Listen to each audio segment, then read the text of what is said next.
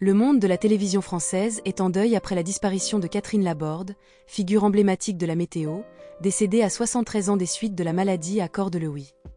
Son départ a suscité une immense vague d'émotions, notamment auprès de sa sœur Françoise Laborde, qui a confié qu'elle était partie sereinement, entourée de ses filles. De son mari Thomas Stern et de son ex-compagnon Jimmy. Les obsèques de Catherine Laborde se sont tenues le jeudi 6 février en l'église Saint-Roch à Paris, en présence de nombreux proches et personnalités du monde médiatique, comme Jean-Luc Reichmann et Guy Carlier. Dans un geste touchant, Françoise Laborde a invité les passants à assister à la cérémonie, rendant un dernier hommage chaleureux à sa sœur. Malheureusement, la cérémonie a été marquée par plusieurs contretemps techniques, interrompant le déroulement des obsèques.